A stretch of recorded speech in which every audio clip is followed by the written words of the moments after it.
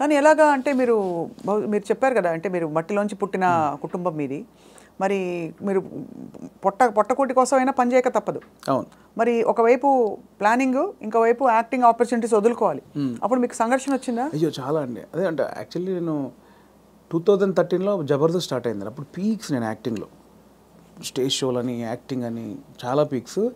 ఆ జబర్దస్త్కి వెళ్ళిన తర్వాత మేము ఎక్స్పెక్ట్ చేయలే. మాది స్టార్టింగ్ స్టేజ్, మాది స్టార్టింగ్ టీం, మాది ఎక్స్పెక్ట్ చేయలేదు. యాక్చువల్గా జస్ట్ ఒక 13 days, ఒక 4 రోజులు ఇవ్వండి చాలు అని తిరిగేవాళ్ళు. మా వెనకాల తిరిగేవాళ్ళు. సో ధనరాజు, మా చంద్ర అప్పుడు కొత్తవాడు, ఇంక వాడు రాలా అసలు. ధనరాజు నన్ను పక్కగా పట్టుకున్నారన్నమాట వాళ్ళు. అంటే మేము ఇద్దరే అంతకుముందు స్కిట్లు చేసాం, స్మోక్ టీవీ అని అవన్నీ చేసాం. సో వీళ్ళని పట్టుకోవాలని చాలా పట్టుకున్నారు. నేను కన్విన్స్ అవ్వాలా, ఎందుకంటే సినిమా నేను అప్పట్లో కొంచెం టీవీకి వెళ్తే సినిమాకి రాలేరేమో అనేది ఉంది. ఇప్పుడు లేదు. ఇప్పుడు స్క్రీన్ అనేది ఉన్నది తప్ప big screen, small screen, phone screen లేదు. ఇప్పుడు స్క్రీన్ అంతే. అప్పుడు ఆ వేరియేషన్స్ ఉన్నాయి. సో అప్పుడు 13 రోజులు మంచి అమౌంట్ ఎక్స్పెక్ట్ చేయని అమౌంట్ ఒకటి. 4 days కదా అని లైట్గా కమిట్ అయ్యాం. ఆ 4 daysలో 13 episodes మీకు తెలుసు. అది జబర్దస్త్ స్టార్టింగ్ 18 రేటింగ్. అంటే గురువారం వస్తే వెయిట్ చేసేవాళ్ళు, గురువారం కోసం ఒక టీవీ షో కోసం వెయిట్ చేసేవాళ్ళు. సో 13 days తర్వాత మళ్ళీ బతిలాడి ఇప్పుడు అనుకున్న అమౌంట్ కంటే డబ్బులు పెంచారు. సరే అని మళ్ళీ 13 చేసాం, 27 episodes చేసాం. ఆ తర్వాత ఇంకా అది జబర్దస్త్ ఎట్లా అయిపోయిందంటే తెలుగు రాష్ట్రాల్లో గురువారం వస్తే ఏంటి అనేది. ఇప్పుడు స్కిట్లు రాయడం అది కూడా ఎలా జరిగేది? అది ఉండేది. సో అప్పుడు ఏంటంటే, అప్పుడు ఇంకా ఇది మీకు తెలియట్లేదండి, ఇది చాలా అద్భుతం, మీకు ఎంత అంటే అంత ఇస్తాం, మీరు కంటిన్యూ చేయండి అన్నారు. అప్పుడు నేనేంటంటే, నాకు సినిమా అనేది, నేను సినిమా కోసం వచ్చాను, ఇది చాలా బాగుంది, చాలా డబ్బులు ఇస్తున్నారు, ఇంటింటికి గడప గడప వెళ్ళాం, రీచ్ అయ్యాం, ఇంత డబ్బులు వస్తున్నాయి, అటు షోలు, రెమ్యునరేషన్ అన్నీ వస్తున్నాయి, కానీ నాకు సంబంధించింది పోతుంది.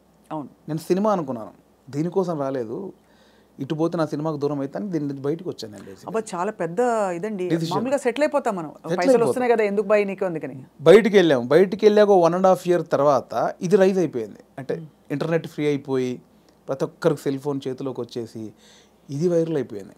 అప్పుడు ఏమైంది, నేను జబర్దస్త్ కొన్ని చేశాను కాబట్టి సినిమాలో కొంచెం దూరం అయిపోయా, టీవీకి వెళ్ళడం వచ్చేసి. అవును అవును అవును, ఇది వచ్చేసిందని నేను దాన్ని పక్కన పెట్టేసి సినిమాకి వచ్చేసరికి ఇది పక్కకు పెట్టేశారు. అరే ఇలా అయింది ఏంటి అని కసిలో మళ్ళీ ఒక 1 year చేసాం. అవును, మీరు తిరిగి వచ్చినప్పుడు అయితే వెల్కమ్గా తీసుకున్నారు మిమ్మల్ని, తీసుకున్నారు. మళ్ళీ 1 year చేసిన తర్వాత అప్పుడు ఇంకా మైండ్లో డబ్బు అని మళ్ళీ ఇటు వెళ్ళినోని మళ్ళీ ఇటు వచ్చా, ఇక్కడ మళ్ళీ డబ్బు కోసం వచ్చా, బట్ లోపల మాత్రం ఇది కాదని నన్ను వేధిస్తుంది అనమాట.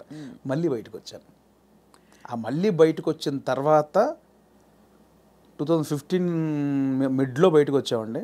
అప్పటి నుంచి అరాకొర అప్పటి నుంచి స్ట్రగుల్ స్టార్ట్ అయింది. ఆ 15 మిడ్లోంచి 2020 వరకు ఆ 4 years ఇటు లేక అటు లేక ఆ 4 years బాగా స్ట్రగుల్ అయ్యాను.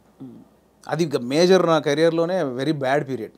అంటే తినడానికి ఉండడం వేరు, అది వేరు, బట్ మైండ్ బిజీగా ఉండడం మెయిన్ ఇంపార్టెంట్. అవును, మైండ్ బిజీ, మనం అసలు ఎటు వెళ్తున్నాం అని ఒక తెలుస్తుంది కదా లోపల. పొద్దున 6 గంటలకు వేస్తే స్టాఫ్ వచ్చారా, పొద్దున 12 గంటల వరకు ఈ షూటింగ్, మధ్యాహ్నం ఆ షూటింగ్, దుబాయ్, ఇటు ఆస్ట్రేలియా, ఇవి అన్నిట్లో ఈ స్కిట్ల బిజీ ఉంటుంది. ఇప్పుడు మీరు ఇందాక అడిగారు స్కిట్లు, మినిమం ఒక స్కిట్ రాయడానికి 2 రోజులు పట్టేదండి. ఎవరు రాస్తారు? నేను, నా టీం మెంబర్స్, ఎవరైనా ఒక రైటర్, అంటే మనకు సింక్లో ఉన్న మెయిన్ టీమ్ లీడర్ దగ్గరనే ఉంటుందండి. ఇంప్రూవ్ అని ఉంటుందండి యూఎస్లో, అంతా ఉంటుంది. ఇది 100% ఇంప్రూవేషనే స్క్రిప్ట్ అండి, స్క్రిప్ట్ రైటింగ్ ఏ ఉండదు. సో మీకు దానికి నేపథ్యం, మీరు థియేటర్కి వెళ్ళారా? లేదంటే నాకు థియేటర్ ఎక్స్పీరియన్స్ లేదు, జస్ట్ మీరు చూసి నేర్చుకునేది అంతే. ఎందుకంటే మనం కూర్చున్నామండి, ఇప్పుడు పాయింట్ ఎట్లా వస్తే మనం కూర్చున్నాము, లేట్ అవుతుంది, ఈ లేట్ అయిన గ్యాప్లో ఏం చేద్దాం అని ఒక థాట్, ఏం చేయొచ్చు అని కూర్చొని మాట్లాడుకోవడం. అలా మాట్లాడుకుంటే ఏదో జోకులు వస్తూ ఉంటాయి. ఓ బంచ్ ఆఫ్ జోక్స్ వచ్చాక అసలు దీనికి ఏంటి కంటెంట్ ఏంటి, కథ ఏంటి, ఇలా వచ్చాడు, మిడ్లో గొడవ జరిగింది, లాస్ట్లో ఆ గొడవ పడి సారీ చెప్పాడు, స్టార్ట్, మిడ్, ఎండ్, ఏం చేయొచ్చు దీనికి, అలా కూర్చి స్కిట్ రాయడమే. అలా టీం అంతా రాయడం, ఆలోచన ఎక్కడైనా పాయింట్ వస్తుంటుంది. అది టైమింగ్ ఎడిటింగ్లో అసలు, అంటే మా టైంలో అయితే ఎడిటింగ్ సెన్స్ లేకుండానే దింపేసేవాళ్ళం అండి. ఇప్పుడు ఎలా ఉందో నాకు తెలియదు. నా ధనరాజు కానీ, నేను కానీ, అప్పుడు రాఘవ్ గారు కానీ, చంద్ర కానీ, అంటే ఇప్పుడంటే పాపం వాళ్ళు జబర్దస్త్ ఇప్పుడు వాళ్ళకి ఏమైందంటే కొన్ని 1000 పాయింట్లు టచ్ చేశారండి. అవును, ఎన్ని స్కిట్లు అయి ఉంటాయి, కొన్ని 1000 స్కిట్లు అయి ఉంటాయి, 1000 పాయింట్లు టచ్ చేశారు, ఇంకేం చేయాలో అర్థం కాక వాళ్ళకి. అవును, అప్పుడు మేము కొత్త కాబట్టి మాకు అన్ని కొత్త ఆల్ పాయింట్స్. ఇప్పుడు అత్తా కోడళ్ళు 100 పాయింట్లు ఉంటాయి, అప్పుడు మాకు అవన్నీ కొత్త. ఇప్పుడు అత్తా కోడలు చేయమంటే ఏది చేసినా కూడా ఆల్రెడీ చేసినట్టే ఉంటుంది. సో అట్లా మాకు చాలా పాయింట్స్ దొరికేవి. ఇప్పుడు చంద్ర మొత్తం ఫ్యామిలీస్ మీదకి వెళ్ళిపోయాడు, నేను అన్నీ కొంచెం టిపికల్గా ఉండాలి, అరే నేను ఈ కొంచెం కొత్తగా ఏదో చేసేవాడిని, ధనరాజ్ ఇంకో, అట్లా ఎవరి కేటగిరీ వాళ్ళకు ఉండేది. సో అప్పుడు పోటాపోటీ బాగా చేసాము. సో ఆ 15 నుంచి బయటకు వచ్చాక అంత మంచి రెమ్యునరేషన్స్ కానీ ఈవెంట్స్ కానీ, మీకు తెలుసు ఈవెంట్స్ ద్వారా మంచి ఆర్టిస్టులకు మంచి ఆదాయం ఉంటుంది, చాలా బాగుంటుంది. అదే కదా. సో అటు ఇటు మిస్ అయ్యి ఈ 15 నుంచి 20 వరకు నేను దాదాపు మీరు ఎక్స్పెక్ట్ చేయలేని అమౌంట్ మిస్ అయిపోయాను. సో ఆ లోపల అది ఉంటుంది, అది బాధ అనమాట, తిండికి బాధ కాదు.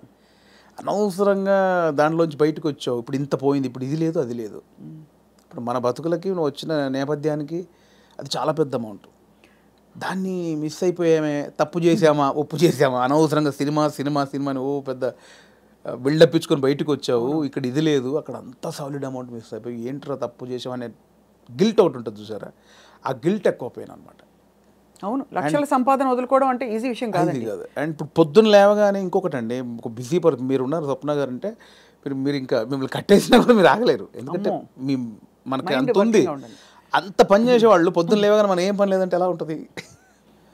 అదే బిగ్గెస్ట్ కామెడీ స్కిట్లా ఉంటుంది అంతే, అది దానంత నరకం ఉండదు. పొద్దున్న లేవగానే ఆ స్కిట్ షూటింగ్ అట్ట ఇట్ట మైండ్ అలా పెట్టే మైండ్కి ఏమీ లేదంటే అది దానంత నరకం ఇంకోటి ఉండదు. అలా ఒక 3 సంవత్సరాలు ఫేస్ చేసిన తర్వాత ఆ ఫ్రస్ట్రేషన్లోంచి వచ్చిన ఐడియానే బలగం.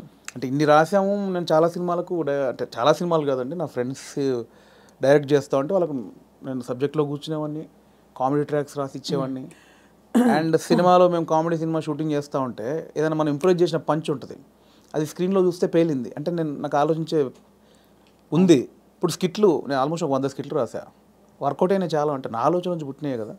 సో నాకు నేను ఎందుకు చేసుకోకూడదు అంటే, ఇప్పుడు ఒక అవకాశం ఒకరు ఇస్తారు, డెఫినెట్లీ అందరు ఇస్తేనే ఇక్కడ దాకా వచ్చాను. బట్ ఇప్పుడు ఇంత మనకు ఒక నాలెడ్జ్ వచ్చిన తర్వాత కూడా వెయిట్ చేయడం ఎందుకు అనేది ఆ 3 సంవత్సరాలు వచ్చిన ఇది. అక్కడ సరే నేనే హీరోగా చేసుకుందాం, నేనే రాసుకుందాం, నాకు ఒక కథ రాసుకుందాం, నన్నే ఇలా ప్రజెంట్ చేసుకుంటే దాన్ని చూసి వేషాలు వస్తాయి మళ్ళీ అనే దాంట్లో నేనే ఒక పాయింట్ అనుకుందామని స్టార్ట్ చేసిన జర్నీ. ఒక 3-4 పాయింట్లు అనుకొని అవన్నీ రెగ్యులర్గా ఉన్నాయి. ఇలా అయితే నన్ను ఎందుకు చూస్తారు, చాలామంది అలా వస్తున్నారు కదా. నన్ను చూడాలంటే మళ్ళీ నేను కొంచెం బ్యాక్వర్డ్ అయి ఉన్నాను, ఇప్పుడు నన్ను కొత్తగా చూడాలి, కంప్లీట్ ఆపోజిట్గా చూడాలి. అది ఏం చేయొచ్చు, చాలా సాహసోపేతమైన అది. అలా ఏం చేయొచ్చు అన్న పుట్టినప్పుడు థాటే ఒక చావులో ఎలా ఉంటుంది అంటే, నేను మా నాన్న జరిగిపోయినప్పుడు ఉన్న సిచ్యువేషన్స్ అన్నీ ఫనీగా చూసా. ముందు ఎమోషన్ కాదు, అది ముందు ఫనీగా చూశాను. అంటే ఇప్పుడు తెలంగాణలో ఏంటంటే చేదునూరు అని ఉంటుంది, అంటే చుట్టం చూపు వాడు వచ్చినప్పుడు వాళ్ళని ఓదార్చిన తర్వాత చేదునూరు అనేది ఉంటుంది. అంటే ఇంత మందు తీసుకొచ్చి, ఇంత చికెన్ మటన్ తీసుకొచ్చి నా వంతుగా నీకు ఒక భరోసా ఇచ్చి, నీ బాధని తొలగించి ఈ వచ్చిన వాళ్ళు ఇస్తారు. అంటే ఆచారం ఏంటంటే అండి, ఇప్పుడు నేనున్నాను, నాకు ఒక మా ఇంట్లో చేదు జరిగింది, ఎవరో చనిపోయి చేదు జరిగింది, మా బావనో మా మామయ్యను బావ మరిది ఎవడు వాడు వచ్చి నన్ను ఓదార్చి, సరే బావ జరిగిపోయిందని ఈ బాధను దూరం చేయాలి. నాకు ఏదైతే ఆ మిస్సింగ్ ఫీల్ ఉందో దాన్ని దూరం చేయగలని ఏం చేయాలి, ఇంత మందో బిందో తీసుకొచ్చి కాసేపు 2 గంటలు సపోర్ట్ ఉండి కడుపు నిండా తినబెట్టి ఏం కాదులే నేను ఉన్నానులే అని సపోర్ట్ ఇచ్చే వెళ్ళే విధానం అనమాట అది. కరెక్ట్, అవును. సో అదొక ఆచారంగా వచ్చింది, చేదునూరు అంటాం. ఇప్పుడు పెద్ద ఫ్యామిలీ అనుకోండి, ఇప్పుడు బాంబేలో ఉంటారు ఒకరు బావంట ఆయన, అక్కడ 10 మంది చుట్టాలు ఉన్నారు, ఇక్కడ చనిపోయింది, కంపల్సరీ రావాలి, వస్తారు, ఈ ప్రక్రియ కూడా చేయాలి. ఇప్పుడు 10 మంది 10 రోజులు ఉండలేరుగా, 2 రోజుల్లో చేసి వెళ్ళిపోవాలి. అవును. సో 10 మందిది వీడు తాగాలి, నేను తాగాలి, తినాలి, తాగాల్సిందేనా అంటే బాంబే నుంచి వచ్చాడండి పాపం, మా బావకి ఇలా జరిగిందని ఏదో ఆయన తృప్తికి చేసే, నేను ఒక ముక్కనాన్న తినకపోతే ఆడేమనుకుంటాడు, ఫీల్ అవుతాడు కాబట్టి చేయాలి, కంపల్సరీ. సో ఈ ప్రాసెస్ మా నాన్న జరిగింది అనమాట. మాది పెద్ద కుటుంబం, మా అమ్మకి నేను 9వ వాడిని, మా పెదనాన్నలు 6, మా మేనత్తలు 3.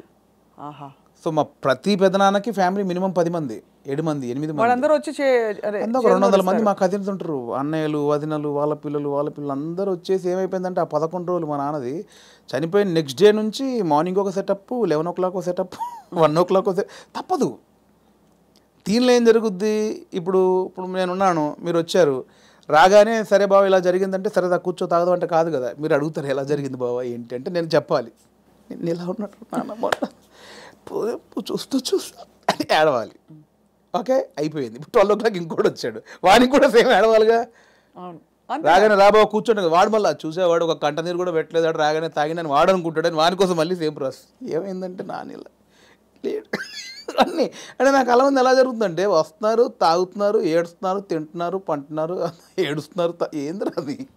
అప్పుడు నా చిన్న వయసు 99లో మా నాన్న చనిపోయినప్పుడు ఆ వయసులో నాకు అది అనిపించింది. మీరు సెలబ్రేట్ చేసుకుంటున్నారా, బాధపడుతున్నారా, ఎంజాయ్ చేస్తున్నారా అనేది ఒకటి ఉంది, ఎప్పుడో చూసినది. అది ఇక్కడికి షిఫ్ట్ అయిందనమాట. ఎలాంటి కథ చేయొచ్చు అదే అదే అదే అదే అన్నప్పుడు మా ఫ్రెండ్ ప్రదీప్ అద్వైతం అని ఇప్పుడు నెక్స్ట్ వైజయంతి మూవీస్లో పెద్ద సినిమా చేస్తున్నాడు. సో నాకు బెస్ట్ ఫ్రెండ్ అనమాట. సో తనే ఏంటంటే ఒకసారి 10 days కనిపించలా. మళ్ళీ వస్తే డార్లింగ్ ఎక్కడికి వెళ్ళామంటే ఇట్లా మా పెద్దనాన్న చనిపోయాడు రా, గమ్మతుంటుంది మన తెలంగాణలో, మా తాగుడు గోల ఇలా ఏడుపు అని అన్నాడు. అది స్ట్రైక్. ఇది స్ట్రైక్ ఏదో బాగుంది కదా అని ఒకసారి రివైండ్కి వెళ్తే మా నాన్నది ఇంత జరిగింది కదా ఫన్ ఇక్కడ, ఇది కదా మనం ఆపోజిట్గా చెప్దాం అనుకున్నాం. అక్కంచెలు మొదలైన కథ. సో అప్పుడు ఒక 4 సీన్లు రాసుకొని ఫ్రెండ్స్కి చెప్తే వాళ్ళు హిలీరియస్గా నవ్వి దానికి ఇంకో 4 సీన్లు వేసి. కానీ ఇక్కడ విశేషం ఏంటంటేనండి, జబర్దస్త్ కావచ్చు, ఇది కావచ్చు, చాలా సీరియస్ అంశాలని లైటన్ చేయడం ఈజీ కాదు. సెంటిమెంట్స్ హర్ట్ అవుతాయని ఒక బాధ ఉంటుంది కదా. ఇప్పుడు మీరు పిల్లలు పుట్టలేదు ఒక జంటకి, దాని మీద మీరు జబర్దస్త్లో ఒక స్కిట్ రాయాలనుకోండి, చాలా మంది హర్ట్ అయిపోతారు. నీకు అసలు మనసుందా, నువ్వు సమాజంలో బాధ్యత గలవాడివా, ఇవన్నీ అడుగుతారు ఆబ్వియస్లీ కదా. అలాంటిదే చావు కూడా చాలా పర్సనల్, చాలా ఇది.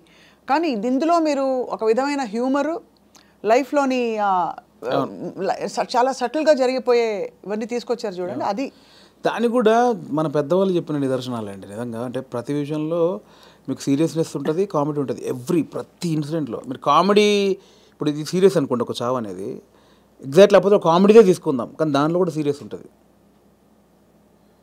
ఇది చావు అనేది సీరియస్ అనుకోండి, దానిలో మనం కామెడీ చెప్పాను నేను, కానీ ప్రాపర్గా ఒక కామెడీ ఎపిసోడ్ ఉందనుకోండి, దాంట్లో సీరియస్ కూడా ఉంటుంది. మనం చూసే దృష్టికోణమే. నాకు ఒకసారి ఏమైందంటే అవునన్నా కాదన్నా అనే సినిమాకి మేము ట్రిప్కి వెళ్ళామన్నమాట. సో తేజ గారు, ఉదయ్ కిరణ్ గారు, సుమన్ శెట్టి, నేను, ధర్మవరం సుబ్రహ్మణ్యం గారు. ఆయన ఒక చోట ఒక మాట అన్నాడండి ఒక ఇంటర్వ్యూలో. ప్రెస్ వాళ్ళు అడిగారు, అదండి అందులో కొంచెం బూత్ ఉందండి, శృంగారం ఎక్కువ ఉందండి అంటే, ఆయన ఒక మాట, ఏ సందర్భమో నాకు తెలియదు, ఒక మాట నన్ను పడిపోయింది. ఏమైనా ఇప్పుడు ఎయిడ్స్ మీద సినిమా చూస్తున్నప్పుడు, ఎయిడ్స్ మీద అవగాహన కల్పించడానికి ఒక సినిమా చేస్తున్నప్పుడు ముందు శృంగారం చూపించాలి. వాడు ఎలా అడిక్ట్ అయ్యాడు శృంగారానికి, కొంచెం బ్యాడ్ రూట్ ఎలా పట్టాడంటే అవన్నీ చూపించాలి. కొంచెం ఆ రొమాంటిక్ అప్పీల్ చూపించినప్పుడే ఇది చెప్తావు, అది చూపించకుండా ఇది చెప్తే ఎవడు చూడ్డాయి అన్నాడు. కరెక్ట్, అంతే, అది నిజమే. మీకు అర్థమైంది? నాకు అందులో ఏదో దొరికింది నాకు. అంటే మనకు మంచి చెప్పినప్పుడు దానిలో చెడు కారణమైంది ముందు చెప్పినప్పుడే, ఇది చెడు, దీనివల్ల ఇది జరుగుతుందని చెప్తాం కదా. అవును, ఆ మంచిని పట్టుకుంటే సరిపోతుంది, పట్టుకోవాలి. అదే దానికోసం ఇవన్నీ తప్పదు, మేకప్ చేయడం తప్పదు. పలకం కూడా అంత, నేను రాగానే కుటుంబాలు కలుస్తాయంటే ఎవరు చూడరు. కుటుంబం కలవాలి అంటే సోది అనుకుంటారు. దానిలోనే మనం ఏం చేయొచ్చు, ఎలా చెప్పొచ్చు అనేది.